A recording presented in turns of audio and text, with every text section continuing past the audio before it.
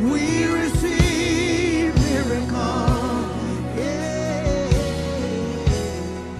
Good morning. Welcome to Faith in the Morning. Something good is going to happen to you today, so expect miracles. Thank you for joining me. However you're watching or listening on streaming, I'm so glad that you're part of Faith in the Morning. Faith in the Morning exists to help you start your day with faith and encouragement, and that's exactly what's going to happen today. One of the things we've been looking over the last couple of weeks as our kids start the school year and go forward in the school year, things to say and to pray over our children as they progress into a new year. You know, this is things you can say and pray as a parent, things to say and pray as a grandparent, things to say and pray if you're a teacher and you have students in your classroom. So go with me to Psalm 112. Psalm 112. We've looked at so many different scriptures, so many different passages. And as we look at these things to say and pray, we've learned some principles to apply to our lives so that we can live a victorious life. So if you're a person, well, I don't have any kids, this applies to me. No, these things still apply to you. So let's go to Psalm 112. Psalm 112. I'm going to start with the King James and then I'm going to jump to the New Living Translation. Psalm 112, it says, "Praise ye the Lord. Blessed is the man that fears the Lord." We know the fear of the Lord is to reverence him, is to respect him, is to choose his ways over other ways. Is to view his way, his thinking, his way of living as weightier than the things of the world.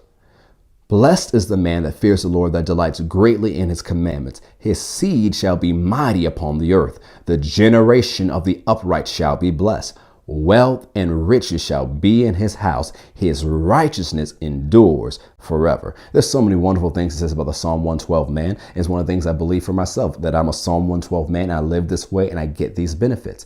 But I want to focus on verse 2. And I'm going to read it to you in the New Living Translation.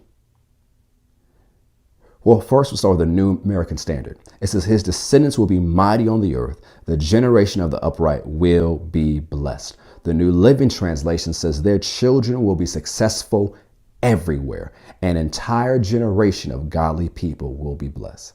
What do we see here? This is something we can pray, that our children will be mighty, that our children can be successful in all the things that they do, and that they will be blessed. You should pray that your kids will be blessed, that they'll be successful in all the things that God has called them to do, that they'll be blessed in everything they set their hands to do, and that they will be mighty upon the earth. These are things to pray, to say over your children, but you also see this is a generational benefit for those who live for God. I know I'm experiencing generational blessings because of my parents, my grandparents, my great-grandparents, my great-great-grandparents lived for Jesus. I have testimonies on both sides of my family of those who have followed Jesus, and I have blessings in my life because of their faithfulness. And I'm living my life in such a way where I'm setting up additional generational blessings for my children, and if Jesus tarries, for their children and their children, and goes on until Jesus returns. And so you want to, this applies to everyone, whether you have children or not, live your life in such a way where you're setting up generational blessings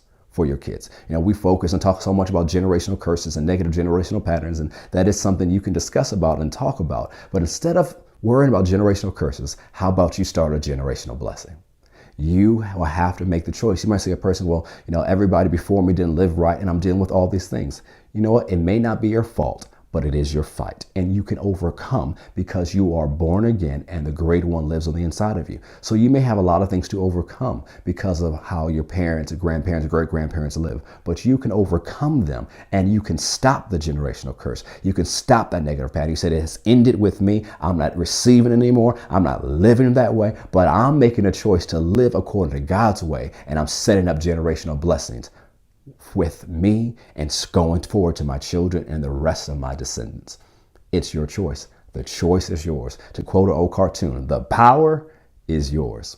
So what you can do with it? What choice you can make today? Choose to live in such a way that generational blessings flow your way and down your family line. Well, thank you for joining me today. Know that something good is going to happen to you. Expect miracles. Have a great day. God bless.